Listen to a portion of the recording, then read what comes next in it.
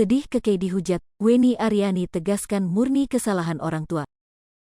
Weni Aryani sedih mengetahui anaknya turut dihujat, tak bisa tahan tangis saat mendengar cibiran ini. Weni Aryani akan terus memperjuangkan hak anaknya. Di tengah perjuangannya, Weni diliputi perasaan sedih karena imbasnya Kekei ikut mendapat cibiran. Ia lantas menegaskan bahwa ini adalah murni kesalahan kedua orang tua, bukan kesalahan sang anak. Berdasarkan putusan Pengadilan Tinggi Banten, artis Rezky Aditya ditetapkan sebagai ayah biologi dari putri Weni Aryani, Kekei. Buntut dari konflik antara Rezky Aditya dan Weni Aryani membuat nama Kekei ikut diperbincangkan. Bahkan karena masa lalu orang tuanya, Kekei sempat dihujat hingga dibuli dengan kata-kata yang tak pantas. Mengetahui hal tersebut, Weni Aryani sedih hingga meneteskan air mata di hadapan Maya Estianty. Baginya tak mengapa dirinya diperbincangkan netizen, namun ia tak menerima jika hal itu terjadi kepada buah hatinya.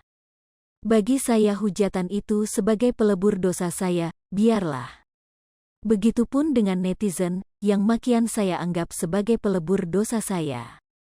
Tapi satu hal yang tidak bisa saya terima adalah mencaci maki Kekei, beber Weni Aryani dikutip dari YouTube Maya ALELDUL TV, Kamis, tanggal 2 Juni tahun 2022.